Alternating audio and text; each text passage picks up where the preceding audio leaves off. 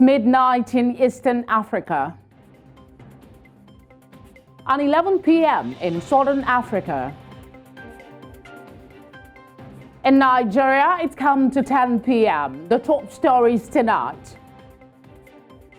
President Bola Tinubu appoints fresh CEOs, retains NAFDAC boss for another term. Federal government meets with state governors, consider state policing. Nigeria to end subsidy in the electricity sector, proposes cost-effective tariff model. Thank you for joining us on Nigeria Tonight. I'm Felicity Ezewike.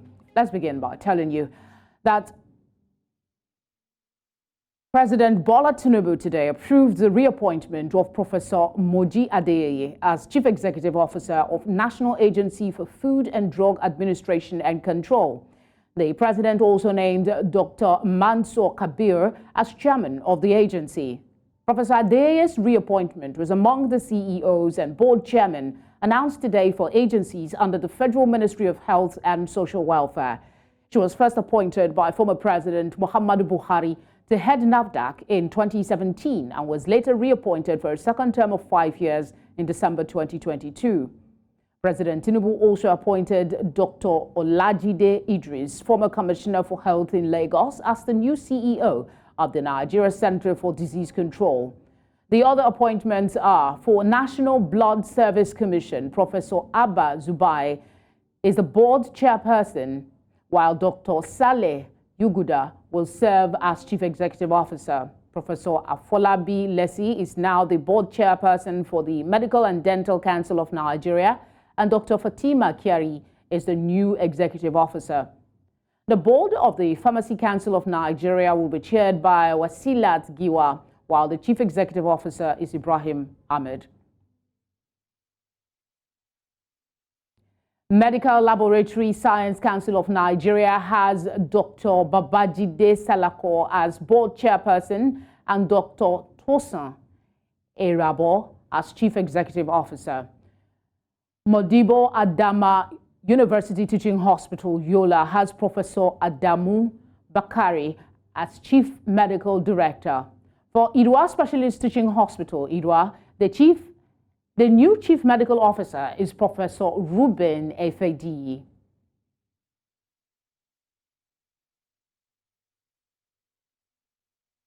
The federal government says it has met with governors over the rising insecurity in the country, and both parties are considering the adoption of state policing as a possibility.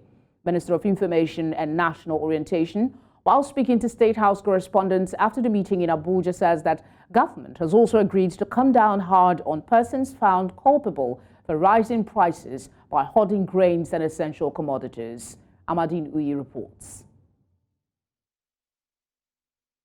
It was a meeting between President Bola Tinubu and the 36 state governors in Abuja. The meeting reviewed current challenges affecting the nation, especially the rise in food prices. Nigeria's Minister of Information and National Orientation, while briefing State House correspondents after the meeting, says that government has set up a committee to deepen their engagement and make the meeting more frequent. Mr. President and the governors have agreed that these kind of meetings will continue in the interest of our nation. It is important that all the time the federal government and the state governors, who are leaders at the sub-national level, to continue to engage and interact collectively so that issues of national importance will continue to be addressed and we don't leave room for any speculation or for people who may seize the opportunity to say things that are not in the interest of our country. He says that government has concluded plans to fight against hoarding of grains and commodities in order to fight skyrocketing foodstuff prices. The National Security Advisor, the Director General of the State Services, the Inspector General of Police have been directed to coordinate with the state governors to look at the issue of those hoarding commodities At this point, that the nation requires food to be brought out to the people so that we can control prices and put food on the table of most Nigerians, other commodity traders are busy hoarding these commodities so that Nigerians will suffer or they will make more money. Also, the issue of insecurity was discussed, as the minister informed those present that discussions about increasing the number of serving security personnel, including the adoption of state policing, is being considered. Governors and Mr. President have agreed to set up a committee to deepen the conversation that has happened at the just concluded meeting. Of course, you know that it is impossible to complete most of the issues that were raised at the meeting, so it's going to be a continuous one. The issue of state policing is one that will spark public debate, considering that before now, the federal government has dismissed this call. Whatsoever the final conclusion will be, citizens will be hoping that it transforms to improve security for Nigerians.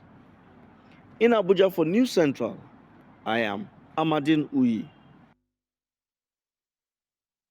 Thank you very much, Amadine. To discuss this, I am joined by security expert Saladine Hashimu. Thank you very much, Saladine, for giving us your time.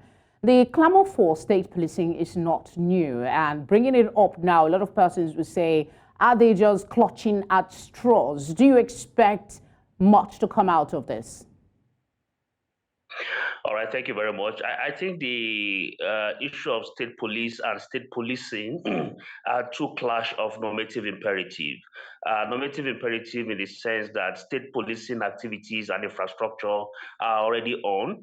Currently, there are 15 states that are currently legislated for state policing arrangements with over 50,000 personnel already recruited. So that in itself is a state policing arrangement that is already existing, happening with some level of political support, but again, it has not transited into the state policing formation like we are seeing today.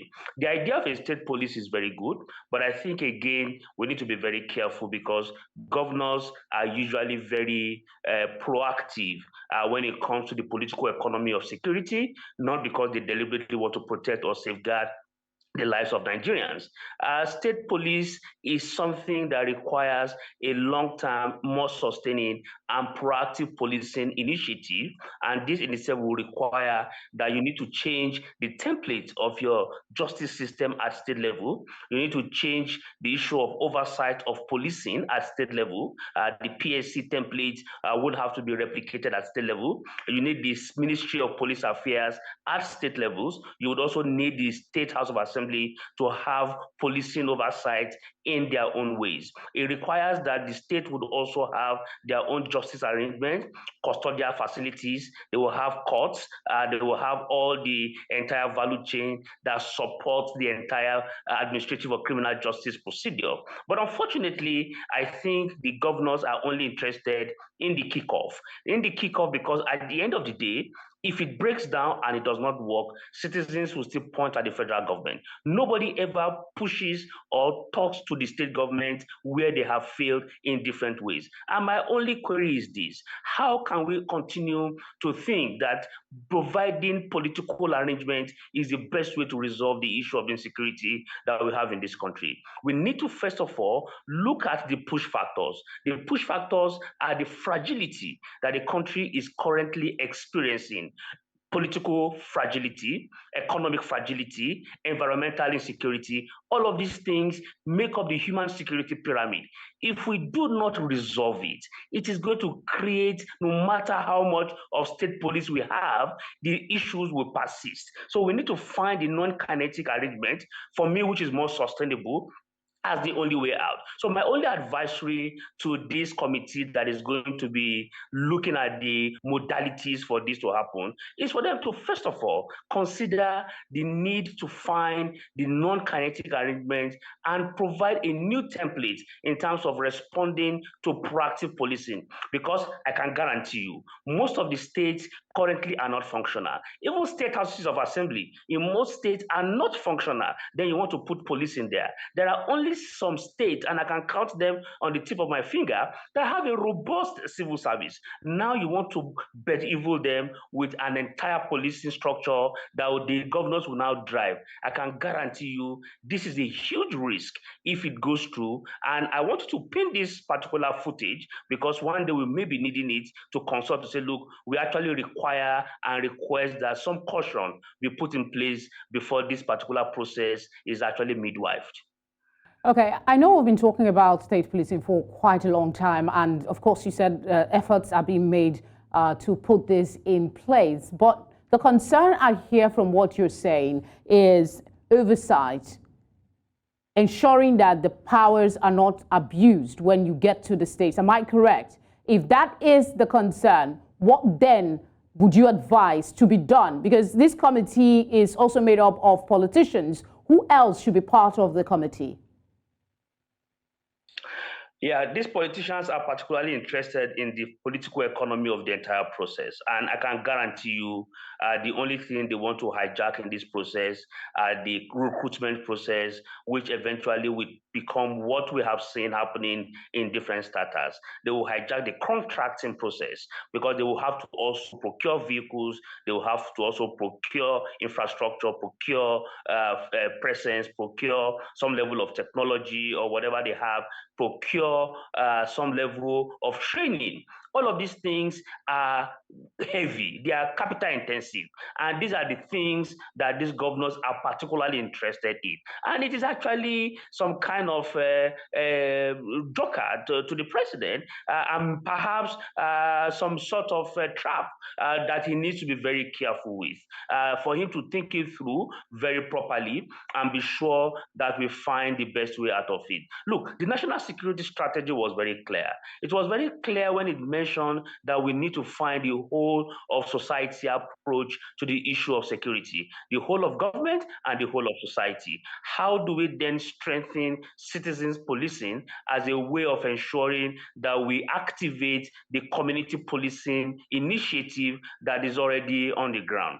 Every policing architecture and infrastructure that we have used lately has not worked. The question is why? The only reason why it has not happened like this is because there is some level of commercialization around it. There is some level of politicization around it. This will not change when we get to state policing arrangement. And it will even get worse at state because state governors are going to hijack the entire process.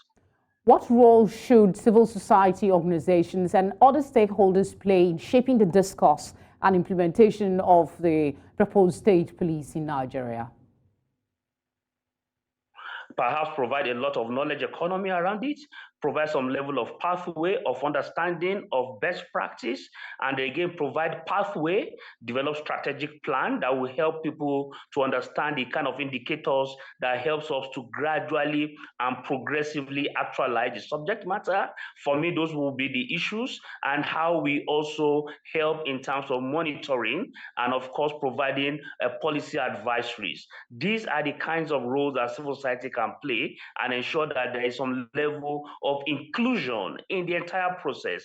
Security at state level is not about presence. Security at state level is about perception. So when people perceive that they are safe, I can guarantee you infrastructures will say they are. But when they don't have that feeling, then it means that there is something about it. Security does not just work in magic, it is interactive. If you saw what is happening currently in Ekiti and how it happened, it didn't just happen by surprise. If you look at the Bureau of Statistics report in December, it tells you the vulnerability level of Ekiti State and how the state in itself has become quite vulnerable to issues of economic hardship. And then in January, we have had about 763 persons died so far in January across the state with the heat map. It tells you that we need to find a lot of arrangements that will help us to get the desired results.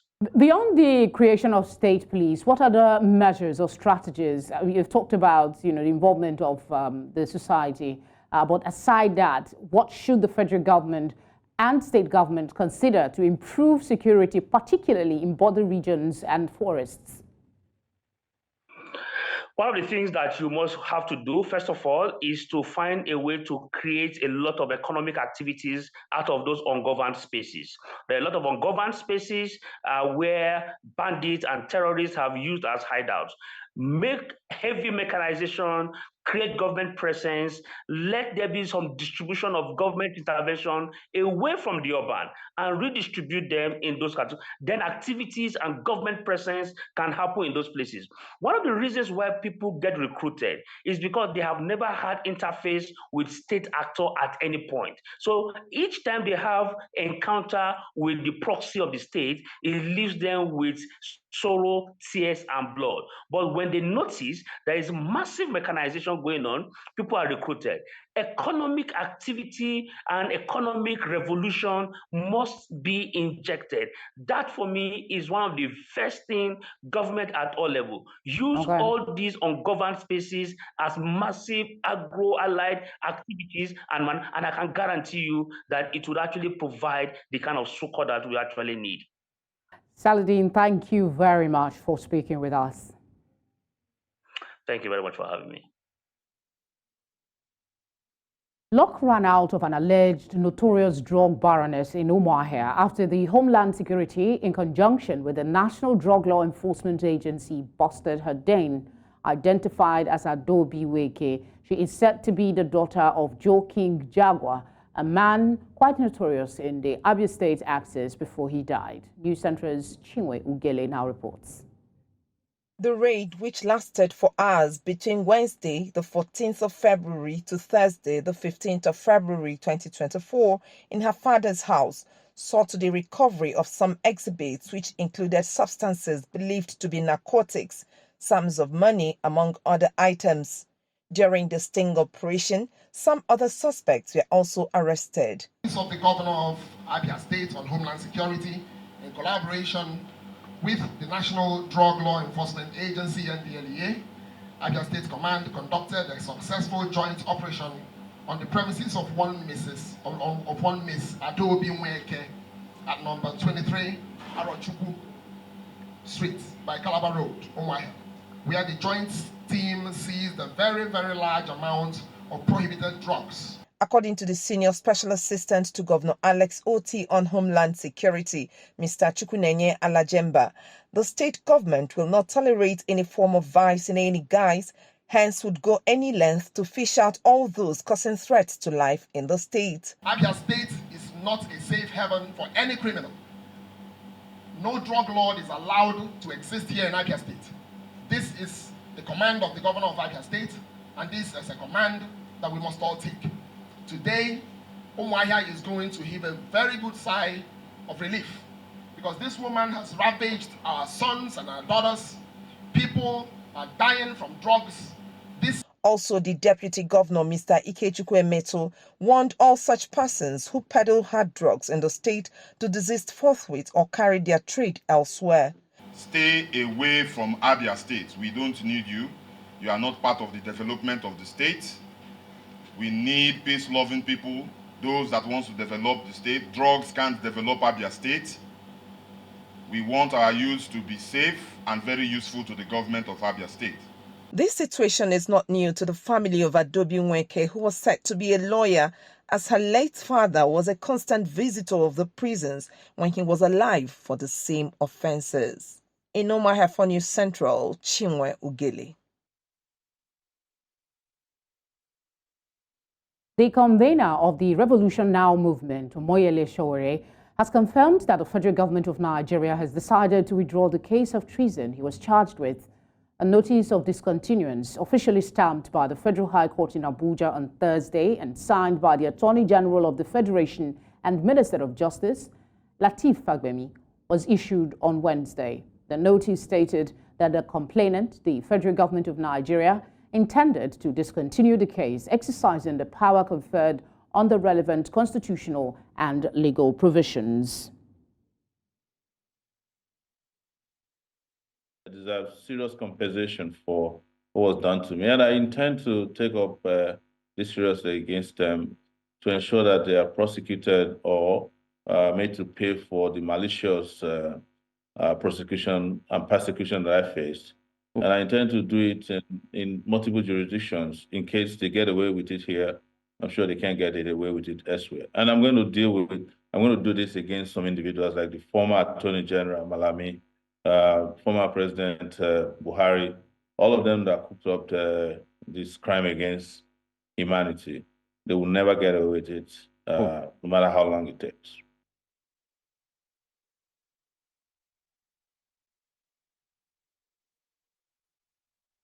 Stakeholders have called for the establishment of a specialized election court that will handle all pre- and post-election disputes to enable their timely resolutions. They say with the increasing number of litigations recorded from the 2023 general elections, there is a need to improve the process and amend the nation's Electoral Act so as to reduce the time election tribunals take to resolve disputes. Our correspondent, Idong Joseph, reports. Election litigations have become a regular feature in Nigeria's election cycle. This usually spans over disagreements with the conduct of party primaries to the election proper, including methods adopted for the declared results. And drawing from the 2023 general elections, about 1,209 petitions were filed by candidates and political parties challenging the entire electoral process. One organization which has monitored the 2023 general elections disputes says that there has been an upsurge in petitions over grievances against the process, but expressed concerns over the delay in resolving the disputes at the courts. The whole process of court is a difficult process to prove your case and win at the court because the whole process is cumbersome. One of the things we want to see is that justice is thoroughly done, not on the basis of technicality, on the basis of the substance of the matter. At this panel discussion, which reviewed the entire litigation process of some election dispute cases, stakeholders here say the conflicting decision between the electoral body and the judiciary is eroding confidence on the electoral process. Whether the ballot box, should be the final determinant of an election, or the courtroom should be the final determinant, because I think, as a commission, it needs to be recognized that the two elements are part of a single legal process. If they say it was not issued by them, he wins. If they say that this is the authentic certificate we issued to this man, that is the end of the petition. So in that case, you cannot say it is the court that is returning somebody as winner of the election. No. The executive director of King Park's Development Initiative is calling for a special court to lessen the overwhelming caseload of election disputes. What we have now, where you have loads of cases and the court is busy for 2 years handling the election matter and then abandon their regular job, is it a sustainable process? So we should be looking at probably we have a special court for electoral matters because it looks like it has come to stay. Stakeholders have called for a review of current legislation to reduce the litigation timeline, as they say this is too long when placed side by side with the swearing in of candidates. In Abuja for News Central, I am Idong Joseph. You're watching Nigeria Tonight on News Central. Coming up, federal government releases 43,000 metric tons of grains to reduce food crisis. We'll tell you more after the break. Please stay with us.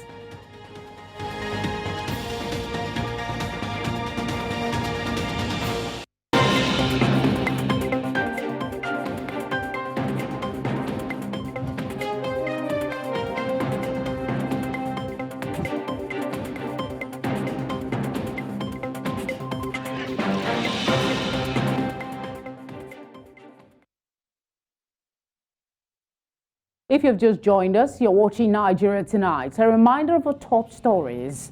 President Bola Tinubu appoints fresh CEOs, retains NAFDAC boss for another term. Federal government meets with state governors, consider state policing. Nigeria to end subsidy in the electricity sector, proposes cost-effective tariff model. Nigeria's federal government says that it has approved the release of about 42,000 metric tons of grains to curb the rising prices of foodstuff in the market.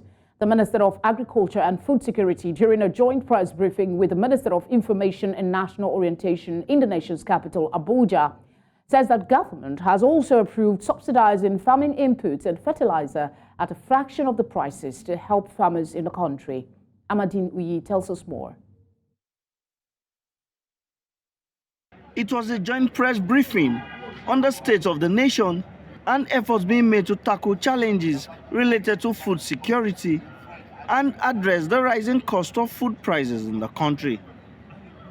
Nigeria's Minister of Information and National Orientation says that the ministry is working to restore trust and confidence to current efforts by governments aimed at tackling the nation's myriad of challenges. We are determined to restore trust, confidence and credibility to public information and communication system by engaging in a timely, proactive and consistent fashion with all our stakeholders. The Minister of Agriculture and Food Security highlighted current challenges affecting the nation's agricultural sector, giving reasons why government declared a state of emergency on food security. Land mass is shrinking, and at the same time, access to capital was also becoming unavailable for our farmers.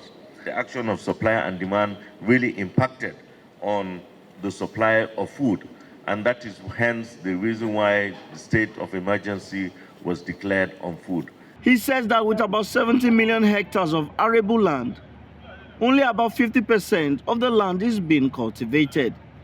He adds that government is working to increase food production by investing in dry season farming and has subsidized farming inputs and fertilizer for rice, wheat and other grains.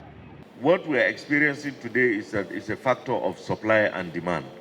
And this is where we are looking at is to ramp up production. And the dry season is one of those areas we want to institutionalize in this country, encourage and have farmers do dry season. He further adds that the federal government is working with state governors to update the database of Nigerian farmers, which will help in effective planning. We have also asked them to certify those lists from the local governments. That is to say, we will have at the local government level, we will have a series of about 18 or so officials, which also includes farmer associations in those local governments and also traditional rulers. We have seen in the past where people would put names of associates and friends in the farmer data list, but what we have said is that identify the farmland first. If you go and identify the farmlands and then you put the name to the farm, not to go and get somebody's name and put without having to know whose farm is or where his farm is. The minister adds that problems like the undocumented export of grains out of the country is being looked into. He says that the federal government has ordered the release of 42,000 metric tons of grains from its reserves, which stands at about 53,000 metric tons, to curb food inflation. In Abuja for News Central, I am Amadine Uyi. Worsening insecurity in many parts of Nigeria, in addition to the steady rise of foreign exchange rate, have been identified as factors significantly contributing to the hike in the prices of food items in the country. With low-income earners in most parts of Nigeria struggling to survive, Borno State government and other stakeholders are brainstorming on finding a solution to the problem. My colleague Umaru Kirawa completes the report. The rising prices of essential goods have continued to instill immense burden on the society, especially the already vulnerable communities affected by the ongoing conflicts and displacement. The global aspirations for ending hunger and poverty remains a million-dollar concern among many Nigerians. The Borno State government, in collaboration with stakeholders from agriculture, trade and finance sectors, recognized the urgency and importance of finding concrete measures to tackle these critical needs of citizens. we are implementing various programs that are geared towards increasing crop production in the state, especially by adopting modern agriculture. Diverse strategies are being put forth by members of the business community.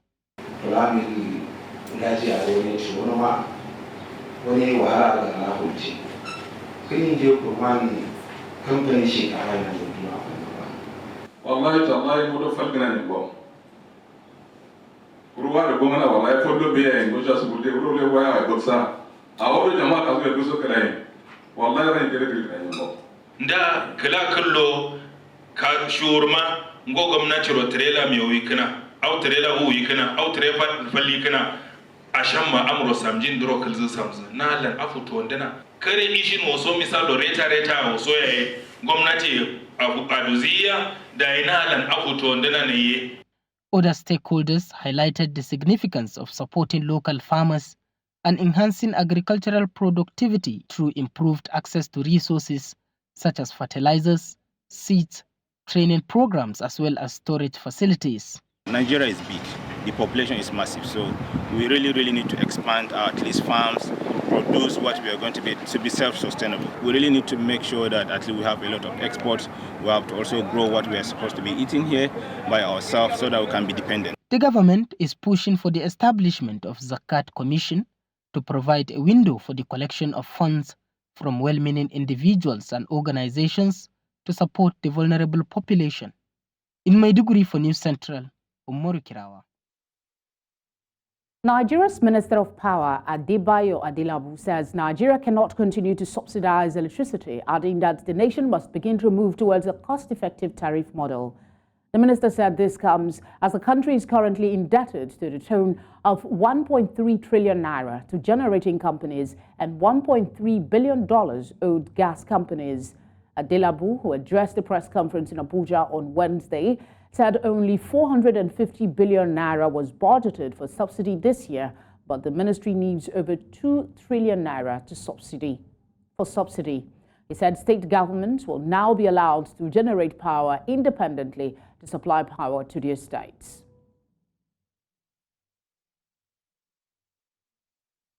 We'll a short break. The news continues right after. Do stay with us.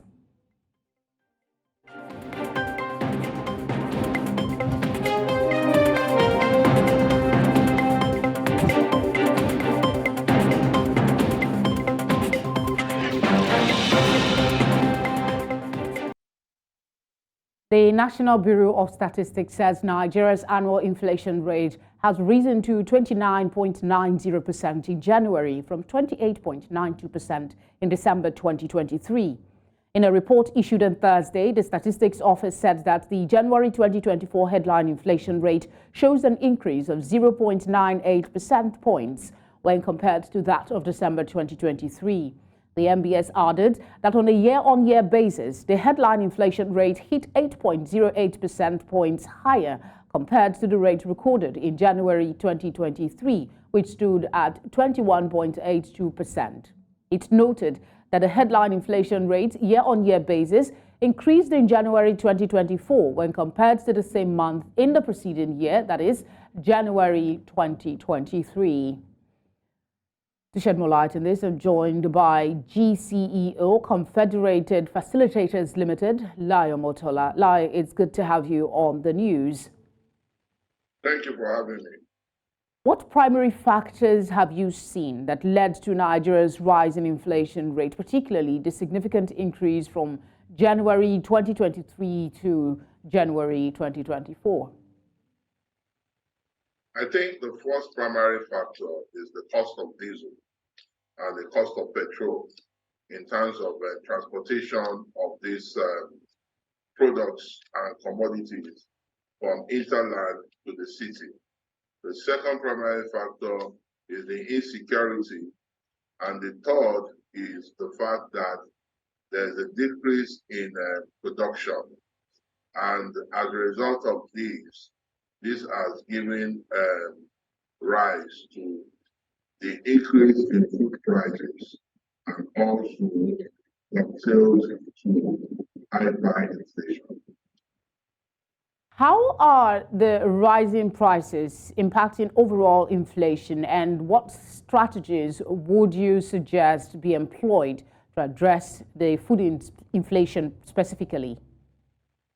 Yeah, the rising prices naturally increase inflation. And if you look at it, primarily within a month, we moved like close to 1% from 28.92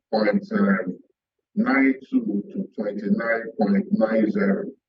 And inflation is primarily caused by the rise in food prices. But what are the strategies to adopt in order to combat the hyperinflation? Is direct. We must put all processes together to ensure that there is an increase in productivity. Our production must increase. We must cultivate more farmlands. That is the solution. It will help when the supply increases, the price will drop. And when prices begin to drop, inflation will also begin to drop. So we must cultivate more. And when we cultivate more, we must also preserve what we have cultivated, and then we'll be able to transport it to the market. Are the government's fiscal and monetary policies impacting inflation dynamics, and what adjustments would you suggest be made to mitigate those inflationary pressures? Yeah, whatever the monetary policy or fiscal policy government is putting in place, we don't expect them to work magic immediately. They will take some time to happen. But again, whatever the policy is, the policy must be towards increasing productivity. It must be towards farmers getting access to credits. It must be towards farmers getting access to fertilizer. And then again, all over the world, agriculture is subsidized. So government must also subsidize agriculture. And this is important. So, and again, government must also know that whatever loan they are giving to farmers, it actually gets to the farmers and not portfolio people masquerading as farmers. So these things are very important. In what ways can the government work with stakeholders such as businesses and financial institutions to address inflationary challenges and promote economic growth? Yeah, I think that is a very critical question. The mistake every government made is that government is always promising people that they will give jobs.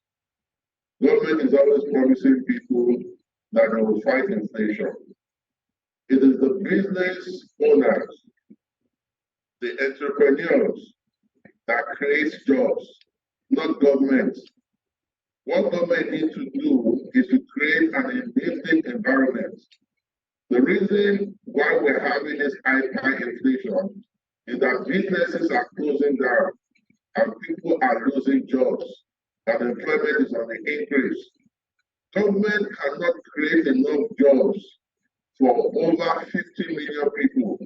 It is businesses, entrepreneurs that will create this job. So the government gets to understand that. They now need to call business leaders together and begin to ask them that what are those things that is really affecting the business, which all of us understand that we know they are not new. But government must now come with a commitment that obstacles and challenges, they would fight it to ensure that there is a good working environment for businesses to thrive. So this theory that government is the one that is going to provide jobs, or government would even intervene in the economy, it does not work, and it has never worked. It is the private enterprise that need to intervene, that need to scale up, that need to expand, that need to create things such that at the end of the day, we can get all these jobs and bring inflation down. If that is not happening, whatever model we're using, we just see that the inflation continues to rise. And God forbid that. All right, Lai, thank you very much for speaking with us. We appreciate your time. Thank you so much for having me. I appreciate it. In Nigeria's northeastern state of Borno, trans-border trade is said to be picking up after many years of displacement and destructions occasioned by the Boko Haram conflict in the region. This was as a result of relative peace being enjoyed in border communities. Umaru Kirawa assesses the situation and now reports.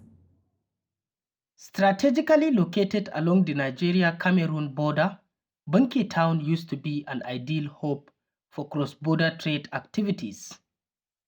Local traders who had previously suffered due to the destruction caused by conflict can now rebuild their livelihoods and expand their businesses. This is as a result of the reopening of the remodeled Banki International Market by the Borno State government.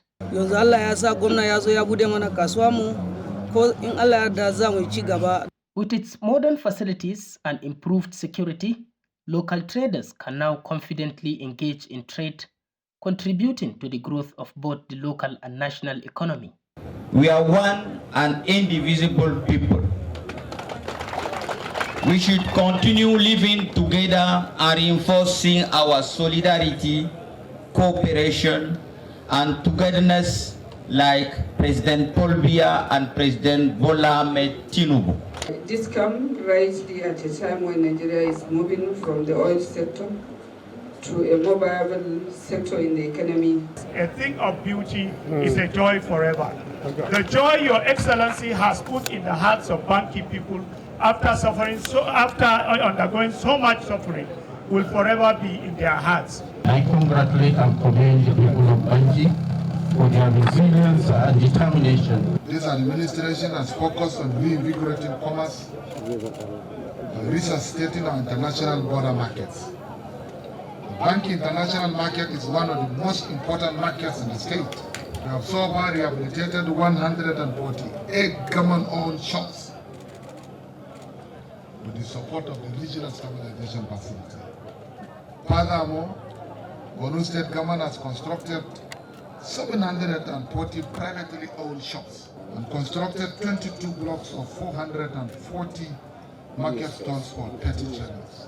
This initiative will boost job creation in the private sector, not only to the youth of Nigeria, but also to Cameroon as well.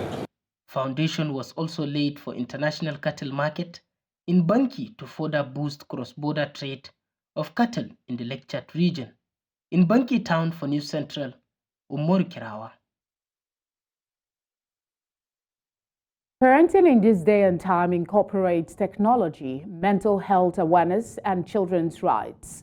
In Nigeria, parenting still holds fast to culture and tradition, although trends are slowly changing. Experts, however, call for spending more time and attention in raising successful children. News Central's Omolola Ololade tells us more.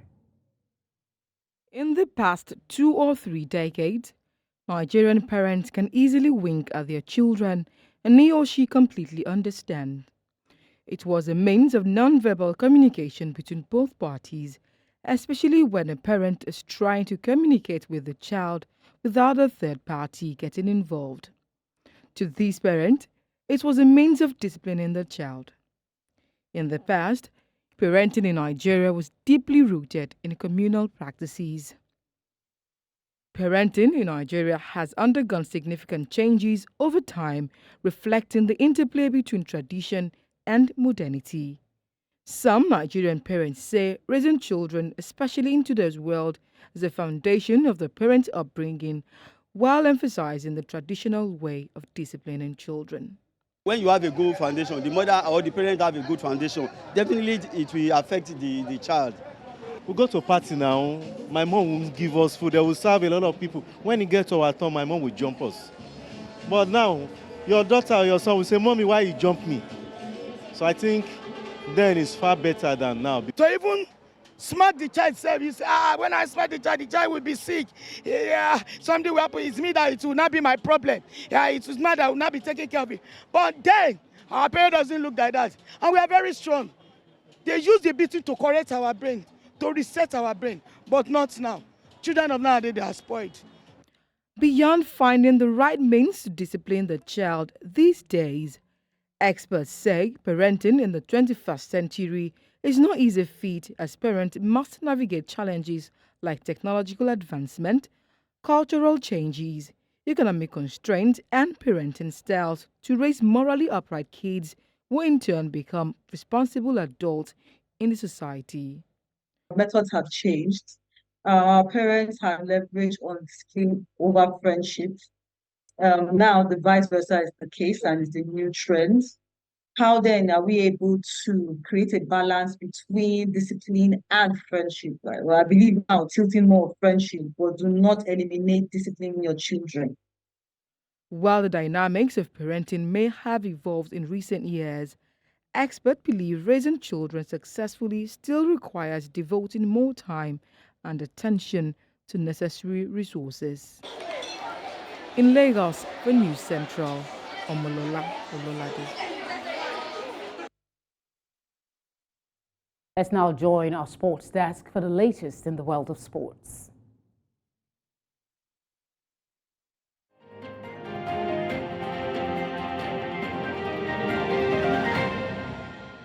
The draws for the Sahara Conference of the African Basketball League have been released. According to the draws, Nigeria champions Rivers Hoopers have been handed a difficult group with the former champions US Monastir. The Rivers State side qualified to represent the country after they emerged as the 2023 champions of the Nigerian League. The Hoopers, who represented the country in the maiden edition of the league, are to compete with the Rwanda champions APR, AS Douanes of Senegal, and former champions US Monastir of Tunisia. The Sahara Conference playoff will take place in Dakar, Senegal, from the 4th to the 12th of May 2024. The Super Eagles of Nigeria have moved up 14 places in the latest FIFA rankings released on Thursday. The Nigerian national team moved from the 42nd position to the 28th position in the world. The new ranking by the World Football Governing Body, FIFA, also showed that the Super Eagles have moved from 6th position to 3rd in Africa. This new position on the global list is the national team's highest since May 2013. The big leap is due to the Super Eagles campaign at the just concluded African Cup of Nations in Côte d'Ivoire, where they came second and clinched the silver medal. The Super Eagles lost 2-1 to Côte d'Ivoire in the final. Côte d'Ivoire moved from 49th in the world to 39th, while Morocco and Senegal maintained their lead as the best African teams. Argentina remained number 1 in the world in the latest ranking, while France and Brazil maintained 2nd and 3rd positions. Head coach Issa Ladan Bosso has invited a total of 30 players to the Flying Eagles camp, from which a final list will be drawn to fly Nigeria's flag at the men's football event of the All-African Games, with Nigeria aiming to go one step better after winning the silver medals at the last edition of the Games in Rabat, Morocco 2019. Bosso led the Under-20 boys to the quarterfinals of last year's FIFA Under-20 World Cup finals in Argentina. The invited players have been advised to report to camp in Abuja. Nigeria will play Uganda, South Sudan, Senegal, and Tunisia in that order in the group stage of the 13th African Games, formerly the All-Africa Games. Ashley Plumpter will be back with the Super Falcons when they face Cameroon in the 3rd round of the 2024 CAF Women's Olympic qualifying doubleheader this month.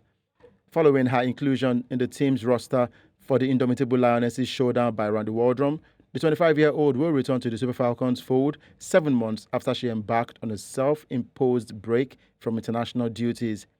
Plumpter has not featured for the Super Falcons since the 2023 FIFA Women's World Cup's round of 16 clash with her country of birth, England. The 25-year-old joined Al Ittihad in Saudi Arabia in September 2023, and despite her bright start to life in the Middle East, the defender has been absent from the Falcons team, missing all 4 games played post-Women's World Cup. And that's a wrap on Sport Update. I am Udoka Njoku.